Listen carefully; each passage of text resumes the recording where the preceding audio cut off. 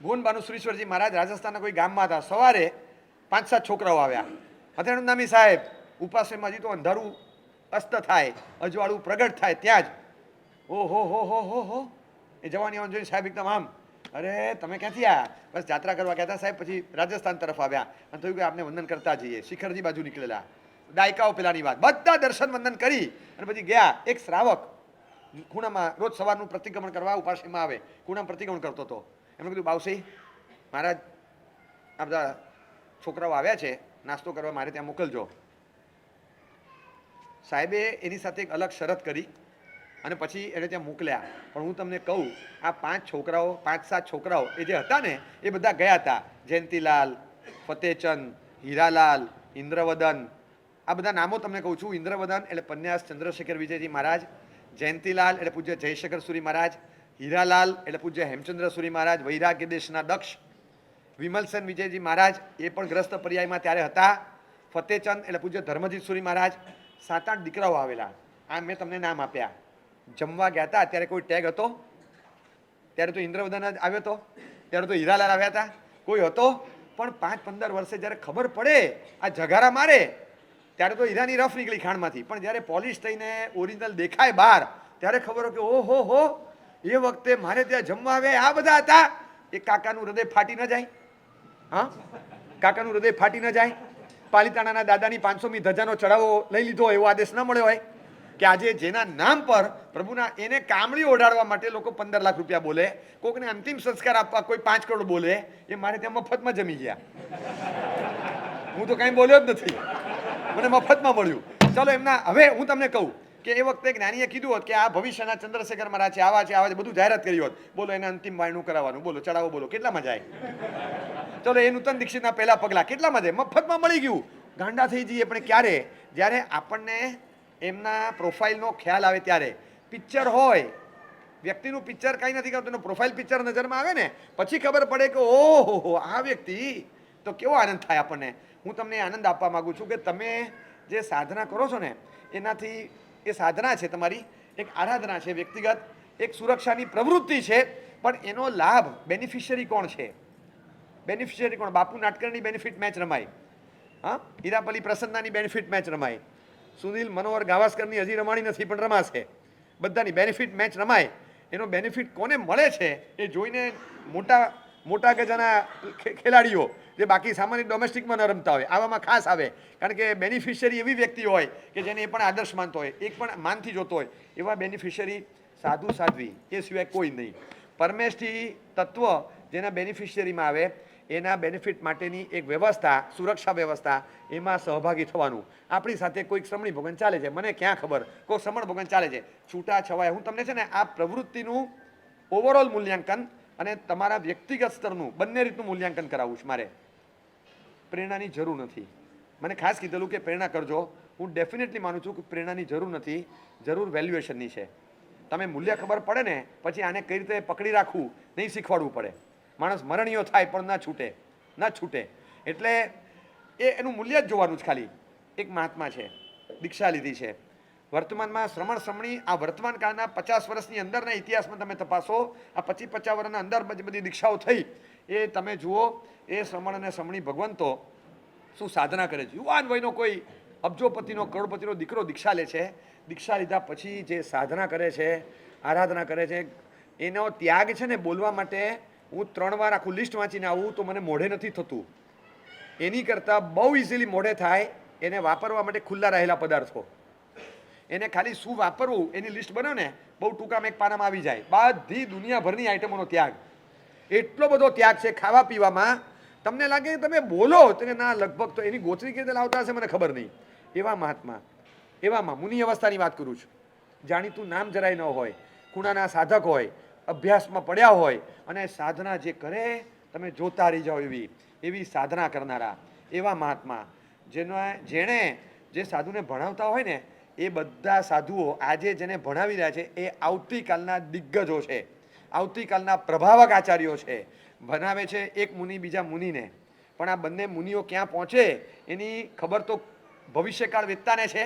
બસ આજે જેને ભણાવી રહ્યા છે એ પણ આગળ વધી અને મોટા પ્રભાવક ગજાના આચાર્ય થનાર છે આવી ખબર પડે તો આ ભણાવનાર તો કેવા હોય, ભણનાર જો અહીંયા પહોંચે તો ભણાવનાર કેવા હશે. અને એવા ત્યાગી, ત્યાગમાં જુઓ તો 200-500માં એક મળે એવા, વૈરાગ્યમાં જુઓ તો 200-500માં એક મળે એવા, જ્ઞાનાભ્યાસ અને જ્ઞાનનો સાગર તમે જુઓ તો પર્યાય ઓછામાં ઓછો 30 વર્ષનો હોય, અને તમારી પાસે જે જ્ઞાનની સમૃદ્ધિ હોય એના કરતાં 3 ગણી સમૃદ્ધિ 8-9 વર્ષના પર્યાયમાં, 10 વર્ષથી ઓછા પર્યાયમાં તમે અઢળક જ્ઞાન સમૃદ્ધિ ઊભી કરી.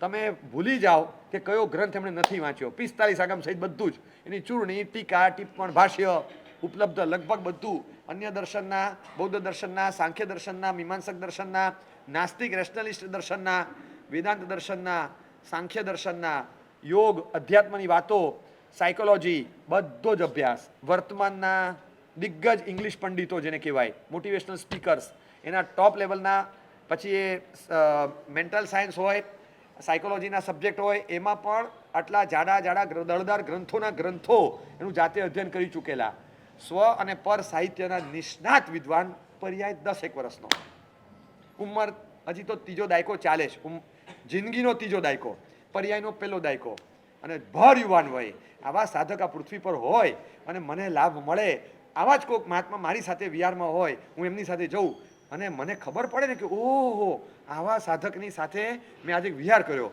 આમ સાંજ સુધી નશો ઉતરે, આપણો ઉતરે. હવે બીજી એક વાત કરું છું.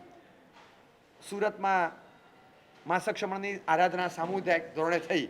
800થી વધુ માસક શમણ પૂજ્યપાદ ગચ્છાધિપતિ શ્રીની નિશ્રામાં સુરતમાં થયેલા, અનેક સાધુ સાધ્વી માસકમણમાં જોડાયેલા. 800થી વધુ માસક શમણના તપસ્વીની અનુમોદના ઠેર ઠેર થતી. સાંજના ટાઈમે એક મહાત્માએ કીધું બીજા મહાત્માને, થાય એવું છે માસકમણ? તો કે ના, મારાથી એ થાય એવું નથી. તપમાં તો આપણે બે, હું તમારા જેવો, તમે મારા જેવો, આપણે બે એકબીજા જેવા છીએ, પણ આપણે માસકમણનો લાભ જોઈએ છે.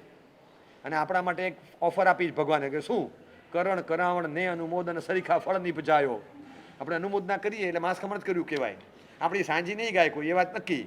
કોઈ તપેલી નહીં વેચે, એ વાત નક્કી. કોઈ ઉછામણી નહીં બોલાય, એ વાત નક્કી. પણ બોર્ડ પર નામે નહીં ચડે, પણ આપણને થાય ખરું કે બ્રોકરેજમાં માસકમણના બ્રોકરેજમાં માસકમણ જ મળે પાછું. એવું નહીં કે માસકમણના બ્રોકરેજમાં બેસનું મળે. હા, માસકમણના બ્રોકરેજમાં આખું માસકમણ મળે છે. તો આ ફોર્મ્યુલા લેવા જેવી છે કે શું કરીએ?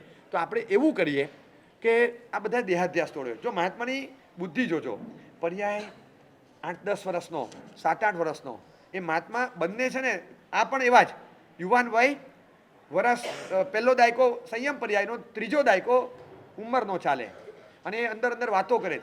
સાંજે પ્રતિક્રમણ શરૂ થતા પહેલા બસ પ્રતિક્રમણ માંડલીમાં કરીએ, જેવું પતે ને અહીંયા આવી જજો, આ કોર્નરમાં બેસી જઈએ, આપણે બે વચ્ચે સ્થાપનાચાર્યજી, આજે એવું કરીએ. આ શ્રાવકો શું કરે? માસકમણ તો ગાવાનો પ્રોગ્રામ રાખ્યો છે, રાત્રિ જગો રાખ્યો છે, બધું રાખે ને. આપણે બધા માસકમણ નિમિત્તે રાત્રિ જાગરણ, આજે રાત્રિ જગો રાખીએ. એટલે શું કરવાનું? કોઈ તબલચી નહીં, કોઈ નહીં. હું ને તમે આપણે ગાતા તો તમને આવડે, સજાય આવડે? તો કે હા, જો હું છે ને ધન્નાણગારની 5 ઢાળથી શરૂ કરું છું, તમે પછી આ બોલજો, પછી સ્તવન ને સજ્જાની રમઝટ જમાવાની, એક હું બોલીશ, એક તમે બોલજો, મંદ સ્વરે ગાવાનું રાગમાં. અને માત્ર આ રાત્રિ જાગરણ આ બધા તપસ્વીની અનુમોદનાર્થે આપણે કરવાનું. કોઈ ખર્ચો તો લાગતો નથી, ગાવાવાળા પૈસા લેતા નથી કે આપણું જ ગળું છે, આપણે કોઈ ખર્ચો નહીં, કોઈ જાતનું કશું નથી. આપ કરાય તો હા, બહુ સારો આઈડિયા છે. અને ક્યાં સુધી? તો કે કોઈ લિમિટ નહીં. અત્યારે ભાવના એવી રાખો કે રાત્રિ જાગરણ જેટલું ખેંચાય એટલું. તમે નહીં માનો, 8 વાગે, 8:30 વાગે શરૂ કર્યું, એટલા બધા ભાવ વિભોર તપપદની સજ્જાય, તપપદની ઢાળો બોલતા જાય, બધા માસક શમણના તપસ્વીઓ તમને વંદન આમ અનુમોદના કરતા જાય, એ બે મહાત્માઓ. અને એમના ભાવ છે ને, આ હું તમને એક જ દિવસની એમની આચાર બતાવું છું કે એમનો ભાવ કેવો હશે ને, માર્ગ કેવો અંદર સ્પર્શો હશે, તમને ખ્યાલ આવે કે આ મહાત્માની આંતરિક પરિણતિ ગુણવૈભવ કેવો હશે. સવારના 4:45 સુધી ચાલ્યું, આખી રાત 4:45 સુધી એ મહાત્મા જાગ્યા, અને સવારે સીધું જીર્યાવી કરીને કુસુમી નોકાવસક ચાલુ પ્રતિક્રમણમાં. ચોધાર આંસુ એ બધા બંને મહાત્મા રડે કે આજે તો એવો આનંદ આવ્યો છે, જિંદગીના આટલા વર્ષોમાં આવી સાધના નથી થઈ. આવા કોઈક મહાત્મા વિહારમાં હોય અને હું એની સાથે એક દિવસ ચાલું, જિંદગીભર મને આનંદ ન થઈ જાય? શાસ્ત્રની કોઈ પણ પંક્તિ આવે, એ પંક્તિનો રેફરન્સ જોઈ અને કયા ગ્રંથનો છે તમને કહી આપે, અથવા અન્ય કોઈ ભાષામાં લખાયેલી અટપટી પંક્તિ ઉકેલી આપે. પંક્તિ શુદ્ધ નથી મળતી તો લગભગ આ હોવી જોઈએ એવું અનુમાન કરીને તમને એક પાઠ આપે, ને પછી ભવિષ્યમાં એવો જ પાઠ બીજી હસ્તલિખિત પ્રતમાંથી મળે ત્યારે ખબર પડે કે એમણે જે સંભવિત પાઠ આપેલો એ સાચો હતો, અનુમાનથી આપે તો આ તો જોઈ મેચ થયો, મળ્યો. ત્યારે લાગે એવા જ્ઞાની મહાત્મા એમની સાથે હું વિહારમાં ગયો, કમાલ થઈ ગઈ, કમાલ. ગુજરાત સમાચારને દિવ્ય ભાસ્કર જે ઝડપે તમે વાંચો એ ઝડપે હસ્તલિખિત પ્રતના પાના ઉકેલે અને મેન્યુસ્ક્રિપ્ટ આ એનો ડ્રાફ્ટ બનાવે. આવી કળા જેમની પાસે હોય એવા મહાત્માની સાથે હું વિહારમાં કમાલ થઈ ગઈ. પરમાત્માની ભક્તિ કરે ને તો તમને એમ લાગે કે લગ્નના 8 વર્ષ પછી નવો બાળક જન્મે અને માં એ બાળકને જે રીતે નવડાવે, જે રીતે રમાડે અને એ માતા એ બાળક સામે જે ગાલા ઘેલી ભાષા બોલે ને એવું ગાંડપણ કદાચ એ મહાત્માના મોઢા પર દેખાય. ભગવાનની સામે એમને સ્તવન ગાતા જુઓ, તમને લાગે ચસકી ગયું છે, રીસરના ચક્રમને પાગલ લાગે એવા ભક્તિમાં રસ તરબોળ થયેલા એવા મહાત્મા એમની સાથે મને વિહારમાં જવા મળે, કમાલ થઈ ગઈ. એક દિવસ જો આ મહાત્માની સાથે વિહાર કરવા મળે, કમાલ.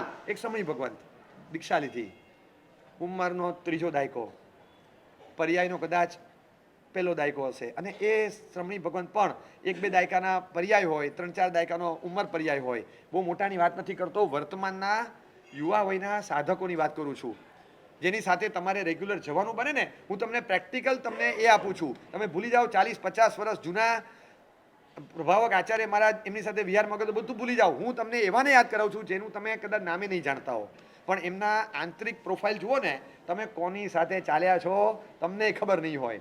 એ શ્રમણી ભગવંતે વર્ધમાન તપની 107મી ઓળી ચાલતી હતી. ક્યારે? હજી તો લગભગ વાળ બધા કાળા હતા ત્યારે. વર્ધમાન તપની 107મી ઓળી, 107મી ઓળી ચાલે એ વખતે 107મી ઓળીમાં છેલ્લે 1.5 મહિનો બાકી હતો અને વિચાર આવ્યો, ત્યાં માહોલ હતો, એમણે સિદ્ધિ તપની શરૂઆત કરી. 7મી બારી પૂરી થઈ અને 107મી ઓળી પૂરી થઈ. 108મી ઓળીના પ્રારંભે સિદ્ધિ તપની 8મી બારી. સિદ્ધિ તપ તો મુકાય નહીં, એ કે હવે 108મી કરવી જ છે. ક્યારનું ચાલતું હતું આગળ ખબર નથી. 108 કરી, એની પહેલા 107 હતી એ તો ખબર પડી કારણ કે હું બોલ્યો, પણ એની પહેલા શું હતું તમને ક્યાં ખબર? 108મી ઓળીના પ્રારંભમાં આ સિદ્ધિ તપ પત્યો, 108મી ઓળી પૂરી થઈને ત્યાં પાછો સિદ્ધિ તપ કર્યો. આટલો મોટો તપ પૂરો થાય છે. એ સિદ્ધિ તપ પાછો કર્યો અને વચ્ચે એક સિદ્ધિ તપ ને 2 સિદ્ધિ તપ વચ્ચે એક સિદ્ધિ તપ જેટલું જ પારણું હતું. 2 સિદ્ધિ તપ વચ્ચે એક સિદ્ધિ તપ જેટલા જ દિવસો હતા અંદાજે. બહુ કઈ સમય નહોતો, 2 મહિનાનો ગાળો હતો. હવે એમાં એ પછી પાછા થોડા દિવસો ગયા, આંબેલ ચાલુ રાખ્યા. કુલ 500 આંબેલ સળંગ થયા. તમે વિચાર કરો ખાલી કે એક મંદિર બને, મંદિર પર શિખર લાગે, શિખર પર કળશ ચડે અને કળશ પર ધજા ફરકે. એ મહાત્માએ ઓળી કરી, ઓળી ઉપર બીજી ઓળી કરી, એની ઉપર 500 આંબેલ કર્યા, એની ઉપર સિદ્ધિ તપની ધજા ફરકાવી. કુલ એક જ વર્ષ 500 લાગટ આંબેલ અને 12 મહિનાની અંદર 4 સિદ્ધિ તપ. 12 મહિનાની અંદર 4 સિદ્ધિ તપ કરનાર આ શ્રમણી ભગવંત એક વિહાર કરતા જઈએ અને એમના વડીલોના નામ બધે કદાચ પરિચિત હોય, પણ એ મહાત્માને કોઈ ઓળખે નહીં. હું તમને એવા ખૂણાના સાધકોની વાત કરું છું. હવે આ સિદ્ધિ તપ કરનારા શ્રમણી ભગવંત એક વર્ષમાં 4, એની સાથે એક વિહાર કરવા મળે કોઈ ભાઈ કે બહેનને, જિંદગીભર યાદ ન રહે કે હું જેની સાથે ચાલ્યો હતો એ કોણ હતા, કોની સુરક્ષાર્થે હું ચાલ્યો. આંખમાં આંસુ ના આવે? ખબર પડે તો હવે હું તમને કહું કે તમે કલ્પના પણ નહીં કરી શકો. આ મહાત્માના તમને નામ આપું છું કે જે ભગવાનની સામે પાગલ થઈ જાય, પાગલ એવા મહાત્મા એટલે જંબુ વિજયજી મહારાજ. જે મહાત્માના ત્યાગનું લિસ્ટ વાંચો તો તમારી આંખમાંથી દળદળ આંસુ પડે. તમને એમ લાગે કે આ મહાત્મા ખાતા શું હશે. જેમના ગ્રંથો, ભણેલા ગ્રંથોનું લિસ્ટ વાંચતા એ લિસ્ટની એક પુસ્તિકા છાપવી પડે. ખાલી ગ્રંથોના નામ સિવાય કશું કન્ટેન્ટ નહીં લખવાનું, ઇન્ડેક્સ પણ નહીં. ખાલી માત્ર નામ, અષ્ટક પ્રકરણ, ષોડશક પ્રકરણ, 32 પ્રકરણ, જ્ઞાનસાર પ્રકરણ, શાંતિસુધાર, ગ્રંથોના નામ, ચોપડી છાપવી પડે એની. ઇન્ડેક્સ ખાલી લિસ્ટ બનાવો તો 80 પાનાનો ચોપડો થાય. એવા ગ્રંથો ભણ્યા છે 6 દર્શનના. એ મહાત્માનું નામ પૂજ્ય મોક્ષરત્ન વિજયજી મહારાજ.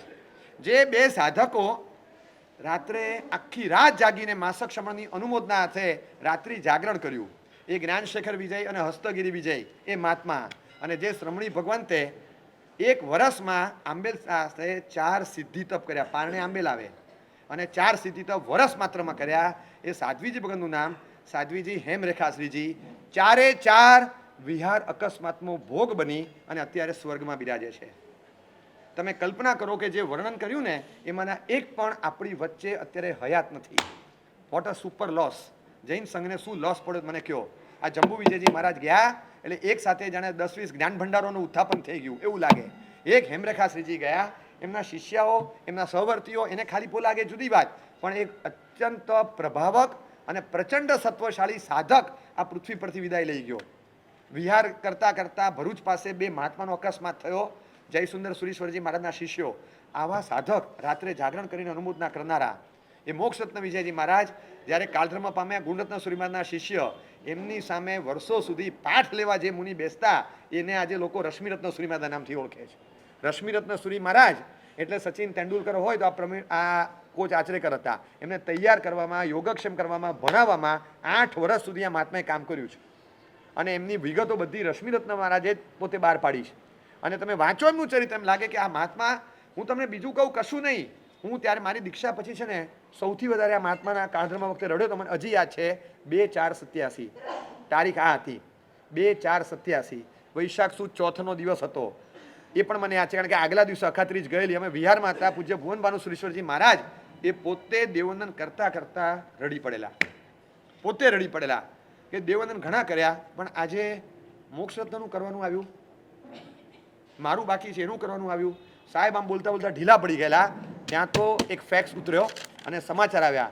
ગુણરત્ન સુરી મહારાજ પર ચંદ્રશેખરમાં જે લખેલો પત્ર, સાહેબ તો આમ ફટ કરતું લખે, હું તમને દીક્ષા દાનેશ્વરી તમને છાતી ઠોકીને કહું છું, ઘણી રેખાઓ અને ઘણા રત્નો મળશે, મોક્ષરત્ન નહીં મળે બીજો. આમ લખી આપ્યું એમણે, જાણે કે કન્ફર્મ આવા તો જીવ કેટલા પાકે એમ.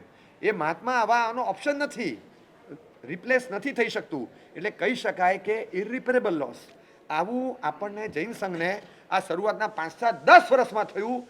એમના પ્રોફાઇલ પિક્ચરો જોતા આપણને અંદરથી નિસાસા નાખવાનું મન થાય, કાશ એ મહાત્મા આજે જીવંત હોત, શું સાધના કરી હોત, શું આરાધના કરતા હોત, શું ટોચ પર બિરાજમાન થયું હોત, આજે એમનું પદ ક્યાં હોત, આજે એમનો પરિવાર કેટલો હોત, આજે એમનું પ્રોફાઇલમાં શું આરાધનાઓ બોલતી હોત, જેની પરિણતિ આવી છે એ શું કરતા હોત. પણ એ મહાત્માઓ આપણી વચ્ચે નથી. અને આ બધું થયું એ પછી આપણી વિહાર સેવા શરૂ થઈ છે લગભગ. અને કદાચ આજે આપણે એટલા ખુશનસીબ છીએ કે આ યાદીમાં ઘણા આવા જ નામો કદાચ નથી ઉમેરાયા. એનું એક બહુ જ મહત્વનું કારણ હોય તો જૈન સંઘમાં મહાબોધિ સુરી મહારાજની એક સરખી મહેનત અને પ્રેરણા અને હજારો યુવાનો પોતાની સક્રિયતા દ્વારા જે વીર્ય સ્ફોરાયમાન કરીને કરી રહ્યા છે એવી વિહાર સેવા આ એક એવું યશનું અધિકારી પ્રવૃત્તિ ચાલે છે જેના કારણે આવા ઉત્તમ શ્રમણ અને શ્રમણી રત્નોની સુરક્ષા થઈ રહી છે. આચારાંગ સૂત્રમાં ભગવાન સ્વયં બોલે છે, જો ગિલાણમ પડી છે ભાઈ સો મામ પડી છે ભાઈ, જો ગિલાણમ બહુ મન નહીં સો મામ બહુ મન નહીં, જો ગિલાણમ ઉવેક ખઈ સો મામ ઉવેક ખઈ. તમે ગ્લાનની કોઈ મુનિ ગ્લાન છે એની ઉપેક્ષા કરશો એ સમજી રાખજો કે મારી મહાવીર સ્વામીની ઉપેક્ષા છે. અને જો તમે ગ્લાનની સેવા કરી તો માઇન્ડ માય વર્ડ્સ એ મહાવીર સ્વામીની સેવા છે. તમે એની ગોચરી લાવ્યા એટલે તમે મહાવીર સ્વામીની ગોચરી લાવ્યા છો. તમે એનો સંથારો પાથર્યો અને મહાવીર સ્વામીને સુવાની વ્યવસ્થા કરી આપી. તમે જો એમની સાથે રહ્યા તો એમની સાથે ચાલે, મહાવીર સ્વામી સાથે વિહાર કર્યો ગણાશે. અને તમે જો એમની સામે જોવાનું ચૂક્યા તો એ મહાવીર સ્વામીની ઉપેક્ષા ગણાશે. તમે એમાં સાધુમાં ભગવાનને જોતા શીખો. આ ઇન્ડિકેશન આ થયું. અને એ સાધુમાં ભગવાનને જોતા આપણે શીખ્યા, પ્રવૃત્તિમાં જોડાયા ત્યારે કદાચ કલ્પના નહોતી. સરખે સરખી ઉંમરના બધા હતા તો ચલો ऐસો ભરી દીધું ફોર્મને કદાચ આવી જશું. પણ શું મૂલ્યાંકન કરી શકાય કે માત્ર અને માત્ર એક વિશિષ્ટ કોટીની વ્યાવચ છે. એમને સુપાત્ર દાન આપવું, ગોચરીનો ખપ હોય વરાવવું, એમને વસ્ત્રનો ખપ હોય લાવી આપવું, ઉપકરણ જોઈએ છે લાવી આપવું, પાત્રાની જોડ, તરપણી, ચેતનો, સંથારો, ઉત્તર પટ્ટો, કામળી, દાંડો, દંડાસન જે જોઈએ એ લાવી આપવું. અરે રસ્તામાં ચાલતા ક્યાંક ભટકાઈ ગયો, દાંડો ખંડિત થઈ ગયો, દંડાસનની દાંડી તૂટી ગઈ, થઈ જશે હમણાં રિપ્લેસ. આ આવતા ગામમાં ક્યાંક ઉપકરણ ભંડાર મળે ત્યાં પણ રસ્તે ચાલતા કોકનો પગ ભાંગ્યો. હવે આ શ્રમણી ભગવાનના પગનું રિપ્લેસમેન્ટ નથી તો સરખો થાય ત્યારે. અને એ શ્રમણી ભગવાનનું જો કંઈ થઈ ગયું ને તો પાછું એનું કોઈ રિપ્લેસમેન્ટ નથી. એ શ્રમણ ભગવાનનું કોઈ રિપ્લેસમેન્ટ નથી. અને આવા કેસીસ બનતા ચાલ્યા. વિહાર સુરક્ષાએ બહુ મોટા પાયે આ આંકડાને નીચે લાવી દીધો, બહુ મોટા પાયે. પાંજરાપોળમાં મરણ પ્રમાણ પરથી ચિંતાજનક મરણ પ્રમાણ લાગે એ પછી કેટલાક પગલાઓ લેવાય. અને એ પગલાઓ લેવાય ને મેં જોયા છે, એવી હોસ્પિટલો જોઈ છે જેના મરણ દર, પેડિયાટ્રિકની હોસ્પિટલો જેના મરણ દર છે ને 8 થી 16 હોય, વર્ષના 8 થી 16, અને બહુ ટોપ હોય તો 8 થી 16, બાકી એવરેજ 16 થી 30ની વચ્ચે આવે મરણ દર. અને ટોપ ક્લાસ હોસ્પિટલ આ સુધારો કરતાં કરતાં મરણ દર 1 થી 2 લઈ આવી. વર્ષમાં 1 થી 2નો મરણ દર, 1 to 2, જે 8 to 16 ટોપ ગણાય અને 16 to 30 એવરેજ બધે ગણાતી હોય. એવી જ હોસ્પિટલ હોય અને એ હોસ્પિટલ બી પાછળ ખૂબ મોટું યોગદાનને ભોગ આપનારા હોય અને ત્યારે એમ લાગે કે આવું સુંદર કાર્ય ક્યાંક થતું હોય તો એનું પરિણામ કેટલું સારું. મરણ દર આટલો નીચે, મરણ દરમાં પશુ હોય કે મરણ દરમાં બાળક હોય, તો મરણ દર પરમેષ્ઠીનો હતો, કાળ ધર્મનો દર હતો. આપણે શબ્દ મરણ વાપરીએ પણ પરમેષ્ઠી જગત એ પોતાની સંખ્યાથી એક તો આમે ઓછું હોય, એમાં ક્યાંક ચાંચ ને ક્યાંક પાંખ ને ક્યાંક પગ કપાય. આવી અવસ્થામાં આપણે હતા એ વખતે વિહાર સુરક્ષાએ બહુ મોટું એક આશ્વાસન ભર્યું પગલું બન્યું અને હજારો શ્રમણ શ્રમણી ભગવંતોની સાથે એક એસ્કોર્ટ્સની જેમ આપણને ચાલવાનું થયું. આ કોઈ નાની વ્યવસ્થા નથી, અદ્ભુત વ્યવસ્થા. અને એમાં વેયાવચનો અપરંપાર લાભ. ઉત્તરાધ્યયન સૂત્ર સમ્યક તો પરાક્રમ નામનું 29મું અધ્યયન. વેયાવચન ભંતે જીવે કેમ જણાય? ભગવાન કોઈ જીવ વેયાવચ્ચ કરે સુપાત્રની, એનાથી એ શું મેળવે? ગોયમાં વેયાવચ્ચેણમ જીવે તીર્થૈર નામગોત્તમ નિબંધઈ, તીર્થંકર નામ કર્મ સુધીની નિકાચના કરી શકે છે એવું કર્મ બાંધશે કે ભવાંતરમાં એ સુપાત્ર બનશે, એ તીર્થંકર બનશે. આવો લાભ એને થશે. આ પરમાત્માના સ્વમુખના શબ્દો છે અને આ બધા શબ્દો પરમાત્મા છેલ્લી દેશનાઓમાં ઉત્તરાધ્યાયન સૂત્રમાં આપતા ગયા છે. આમ વિખેર વિખેર કરતા ગયા, બધું વેર વિખેર પડેલું હતું, આમ વેરણ છેરણ હતું, એ બધું આપણે આપણી સામે વહેંચી મોતીઓ આમ પ્રસારીને પછી ગયા છે. અને આ લાસ્ટ છેલ્લી દેશનામાં એમના મુખમાંથી કહીએ ને કે આપણે બિખરે હુએ મોતી, એ બધા ભેગા કરીએ, પલ્સ ઓફ વિઝડમ, આવા બધા ડાપણના શબ્દો એ ભગવાન છેલ્લે કહીને ગયા. એમાં આ વેયાવચને આ યોગ માન્યો. અપ્રતિપાતી ગુણ કીધો છે. અપ્રતિપાતી એટલે નાશ ન પામે એવું. બ્રોકરે બ્રેકેબલ અને નોન બ્રેકેબલ ક્રોકરી હોય, પણ આ નોન બ્રેકેબલ, ક્યાંય તૂટે નહીં, ફૂટે નહીં, નાશ પામે નહીં, છેક તમને આગળ વધવા સુધી સાથ સહકાર આપે એવી અનિશુદ્ધ સાધના વેયાવચની. બાકીના ગુણો કદાચ પ્રતિપાતી હોય, આ અપ્રતિપાતી ગુણ બની શકે, છેક સુધી સાથે રહે એવો વેયાવચનો યોગ. અને એ વેયાવચના અલગ અલગ યોગમાં વેયાવચનું પાત્ર જેટલું ઊંચું અને વેયાવચનો પ્રકાર જેટલો ઊંડો, વેયાવચની અસર જેટલી વ્યાપક, એટલા વેયાવચનું ફળ ઊંચું.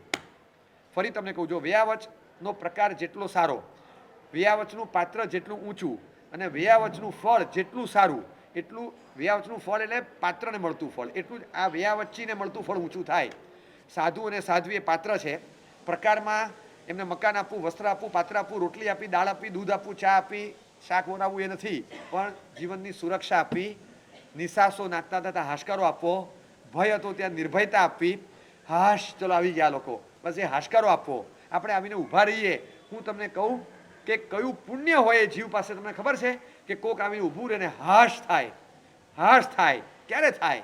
ક્યારે થાય? આપણે જઈએ, આમ ગાડી ઊભી રહે અને ઉપાશ્રયમાં ઉબધી બાંધીને રાહ જોતા કોઈ વૃદ્ધ વિહારની તૈયારીમાં હોય, 2 મિનિટ મોડા પડ્યા, એ ધડ ધડ ધડ ધડ ગાડીમાંથી 4 જણા ઉતર્યા, હાશ, ચલો ચલો આવી ગયા આવી ગયા આવી ગયા આવી ગયા.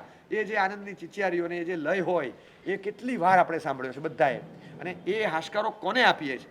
જેમના દર્શન માત્રથી બધાને હાશકારો મળે છે. ષટકાયના જીવોના જે રક્ષક છે એમના સંરક્ષક થવા માટે આપણું નામ નિમાયું. આપણું નામ. હું તમને કહું કે ખાલી છે ને તમારી જાતની કલ્પના કરો, તમે ક્યાં ઊભા છો, ક્યાં ઊભા છો. એવો એક માણસ કે તમે ક્યારે એને ઓળખ્યો ન હોય, તમે ક્યારે એનું નામ નથી જાણતા, એનું ગામ નથી જાણતા, એની ઉંમર નથી જાણતા, એ શું કરે છે કશી ખબર નથી. તમે જો જે માણસના બહુ ફોટા જોયા હોય ને તો એ ચહેરાથી તો પરિચિત હોય, બરાબર.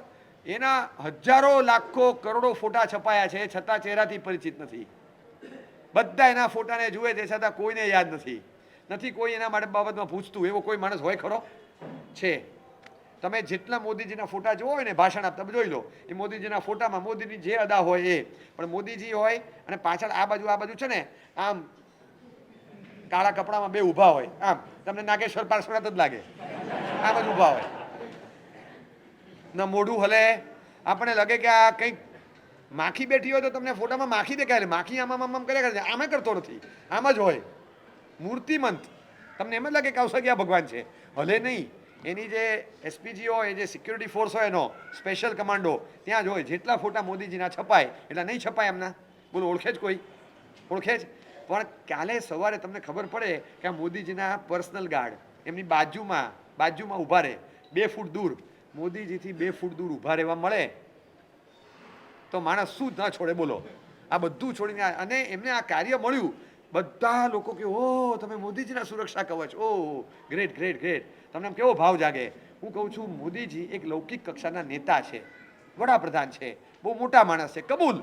પણ સાધુ ને સાધ્વીજી પરમેશજી ભગવંત એમની વ્યવસ્થાને એમનું તંત્ર અને એમના એસપીજી બનવાનું, કમાન્ડો બનવાનું, એમના એસ્કોર્ટ બનવાનું, એમને દોરીને સુરક્ષાર્થે લઈ જવાનું સૌભાગ્ય જેને મળ્યું છે ને, હું તો કહું કે તમે તો શું તાળી પાડો, તમારા સૌભાગ્ય માટે મને તાળી પાડવાનું મન થાય કે આટલું ઊંચું સૌભાગ્ય આ શ્રાવકોને મળ્યું છે. કેટલું ઊંચું સૌભાગ્ય તમારું છે.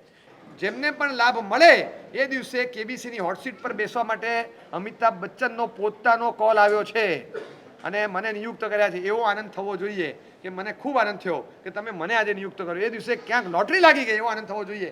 એ દિવસે વિહાર કરવા જવાનું થયું એટલે મારે સવારે શું છોડવાનું આવ્યું વિચાર નહીં કરતા, બધું છોડીને શું મેળવવાનું આવ્યું છે એની પર નજર આપજો.